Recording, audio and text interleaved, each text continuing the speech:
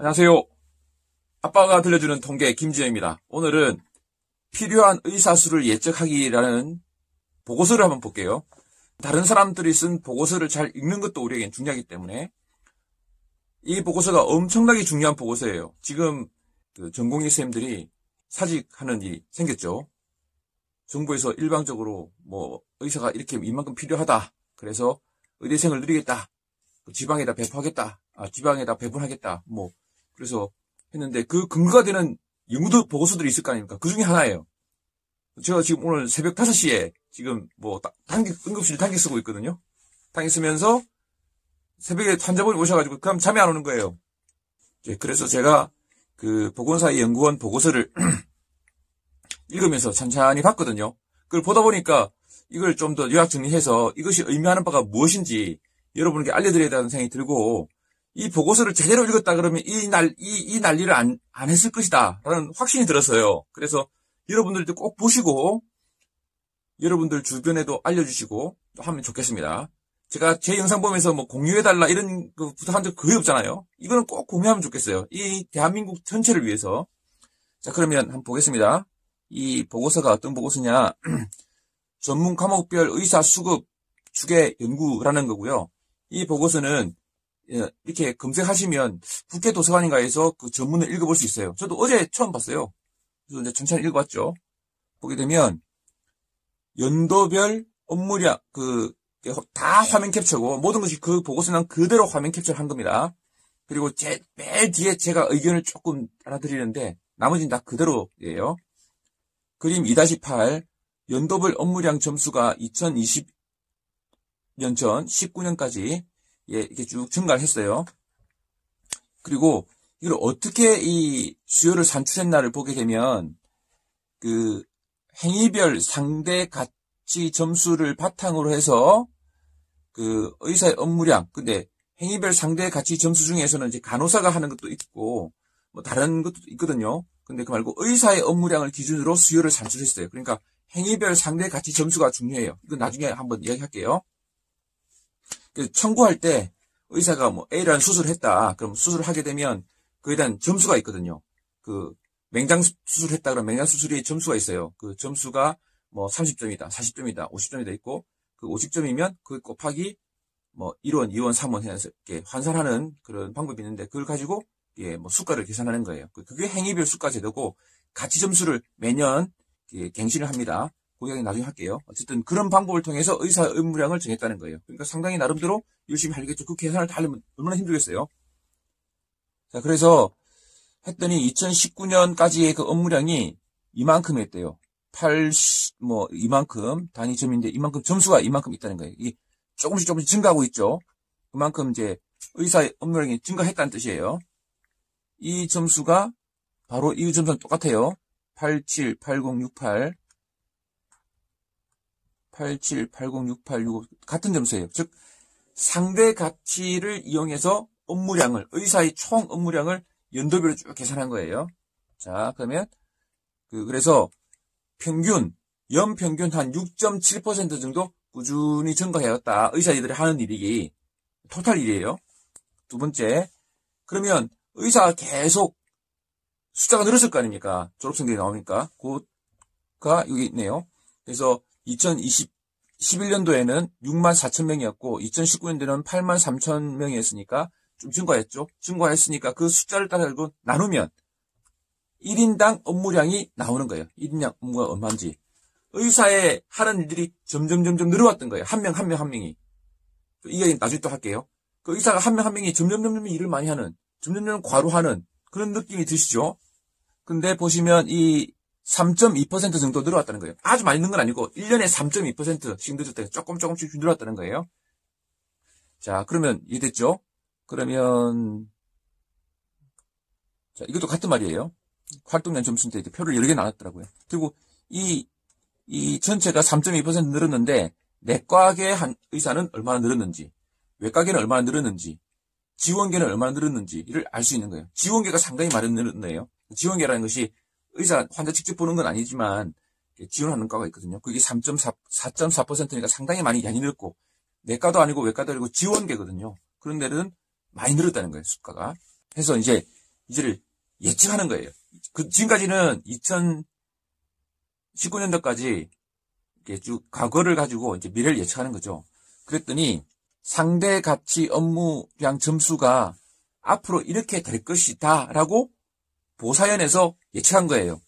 2025년도는 이만큼이었고 이만큼이 될 거고 2030년도는 이만큼 될 거고 2030년도는 이만큼 될 것이다 라고 예측한 거죠. 이해되셨죠? 근데 점점 증가하고 있잖아요. 연평균 3.1%씩 증가할 것이다. 이것이 업무량이 의사들 전체 업무량이에요. 자, 그러면 인력도 점점 늘어날 거예요. 지금 현재 의대생이 계속 나오고 뭐 의사들은 또 좀 돌아가신 분도 있고 뭐 은퇴하신 분도 있고 그다음에 또 외국 나가신 분도 있고 또 뭐 그냥 그래가지고 의사들이 조금씩 증가하고 있거든요. 그 증가하는 폭이 2035년까지 연 2.2%씩 증가할 것으로 예상하는 거예요. 특별한 일이 없으면 의대를 증원하지 않고 그냥 이대로 두면 됐죠? 그러면 의사 1인당 의사 업무량 점수가 의사가 하는 일이 2019년도 수준으로 유지된다면 일이 증가하지 않고 똑같은 일을 그대로 한다 그러면 그 점수가 그대로라면 필요한 의사는 전체가 14만 6,883명이 더 증가할 게 증가하는 게 아니지 미래 의사가 필요하다는 거예요. 그러면 2019년 1인당 업무량 수준을 유지된다면 그러면 25,300명이 부족할 것이다. 예상이 되는 거예요. 지금 의사가 좀 늘어나고 있지만 그 일을 계산하니까 25,300명이 더 늘어나야 된다는 거예요. 이것 때문에 이 기준 때문에 지금 뭐 한 해에 2,000명씩 의대생을 늘려야 된다고는 얘기 정부에서 막 하고 있는 거예요. 이해되시죠? 근데 보시면 1인당 업무량 수준이 그대로 점수가 유지된다면 30명 25,300명이 유지될 거라는 거예요. 자, 그 다음에 또 이런 이야기가 있어요. 자, 한번 볼게요. 2019년도 그것이 유지된다면 똑같은 의사 수가 쭉 늘어난다 그러면 2035년에 되면 그냥 1인당 업무량 점수가 얼마나 증가해야 되느냐? 약 14.7% 업무량이 증가돼야 되는 거예요. 2019년에 비해서. 그럼 이거 엄청나게 증가된 거구나. 일이 많아지겠구나. 이대로 있으면 의사들이 참 일이 많아지겠다라는 생각이 딱 드시잖아요. 근데 이거 잘 보면 이게 뭐냐면 19년부터 35년까지예요. 15년간 14.7%씩 업무량이 증가한다는 말이거든요. 그럼 1년에 1%도 안 되는 거예요. 근데 지금 우리 2021년도부터 19년까지는 3.2%씩 매년 증가했거든요. 의사들이 해오는 일이 그 행위별 가치 점수에 의해서. 그러니까 지금까지 해오던 것보다 훨씬 더 낮은 거예요. 그럼 이걸 이제 그래프로 그려보면 자, 아까 이게 그거죠. 계속해서 의사들이 3.2%씩 증가해왔다. 활동량이 증가했다는 거죠. 그럼 의사들이 점점 바빠졌겠구나. 이렇게 생각할 수도 있는데 그 면도 있고 그러지 않을 수 있어요. 그 이야기 좀 이따 하겠습니다. 그러니까 우리는 계속 3.2%씩 계속 그 의사 일이 증가했는데 갑자기 여기서는 1년에 1%도 안 증가하잖아요. 그럼 이게 무슨 말이냐면 이 행위별 가치 점수로 하거든요. 그러면 똑같은 우리가 맹장 수술을 해도 그 행위에 대한 가치 점수가 매년 조금씩 올라요. 물가 같은 걸 반영하잖아요. 물가가 뭐 1년에 3%, 10%씩 오르잖아요. 이렇게. 오르기 때문에 의사가 하는 일도 그 점수에 대해서 곱하기 얼마를 해주는 거예요. 매년. 그게 뭐냐면 여기 나와요. 이게 환산지수예요. 환산지수. 지금 보시면 이게 글자도 작아서 안 보이는데 글자 크게 했어요. 2019년도에서 2020년 될 때 인상률을 2.29 했어요. 2.29%. 그러니까 그걸 똑같은 일을 해도 똑같은 행위에 대해서도 2.29씩 올리는 거예요. 2.29%. 그러니까 곱하기 하면 1.029를 곱해야겠죠. 그 다음에 그 21년도에는 1.99% 올렸어요. 물가가 오르는 거에 비하면 엄청 낮은 거죠. 이것 때문에 계속 수가가 저수가다 막 그렇게 하는 거예요. 그 이야기가 매년 이렇게 올리고 있거든요. 조금씩 올리는 거, 찔끔찔끔. 똑같은 행위해도 어차피 상대 가치 점수는 오를 수밖에 없어요. 그게 너무 적게 올라서 이제 뭐 이렇게 저수가 정책이라고 그렇게 하는 거지만, 근데 그러면 이걸 보면서 이제 오늘 사이드 이야기인데 이게 파란색 찌다는 걸수록 더 수가 높은 거거든요. 조산호는 4.5, 4.1, 3.9까지 올려요. 그리고 한방은 보면 다 3이에요. 3, 2.9, 3.1, 3, 3.6. 한방은 해마다 3%씩 올리는 거예요. 엄청나게 올리는 건데, 엄청나지 않죠. 이것도 물가에 비하면 엄청 낮은 건데 어쨌든 한방 그래도 올리는데 의원, 병원은 다 1대1, 1.7, 1.4, 뭐 1.6 이래요. 이러니까 저수가 되는 거죠. 이건 약간 사이드 이야기 오늘 주제가 아니고. 어쨌든 그렇기 때문에 의사가 특별하지 않고 작년에랑 똑같은 일을 해도 업무량은 요만큼 올라요. 1.9배, 1.9%, 뭐 1.7%, 그럼 2.0%씩 오르는 수밖에 없어요. 상대같이 점수를 기준으로 했기 때문에. 근데 진짜 실제 보면 아까 3.2% 오른다고 했잖아요. 업무량이. 그게 뭐냐면 요 환산지수에 한 1.9%, 9.99로 했으니까 1.99% 올랐다 치고 그 외에 그 업무가 이제 효율적으로 바뀌잖아요. 옛날에는 엑스레이 같은 거는 그냥 필름을 했는데 이제는 컴퓨터로 하니까 훨씬 빨리, 훨씬 효율적이 되죠. 그러니까 환자를 더 많이 볼 수 있죠. 수술하는 것도 기구들이 많이 개발되거든요. 옛날에는 코너로 다 꿰맸다면 이만 촥촥촥 찍으면 스태플을 하니까 훨씬 시간이 줄죠. 또 그 기타 등등 해서 훨씬 효율적으로 일이 바뀌어요. 그럴 수밖에 없어요. 모든 일이.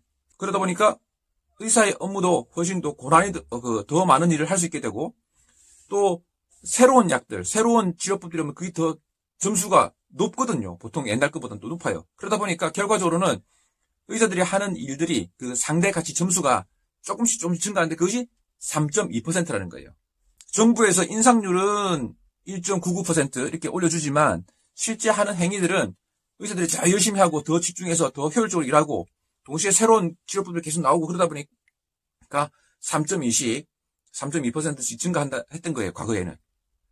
근데 이 점수를 아까 보셨죠? 2019년 의사의 업무량을 고정해 놓으면 안 되죠. 이거는 고정 아니라 그냥 생으로 아무 의학이 발전하지 않고 효율성도 발전하지 않고 그냥 똑같은 것만 하더라도 아까 보니까 1.99, 2.1%씩 증가하고 있잖아요. 그러니까 이거는 고정할 수가 없는 거예요.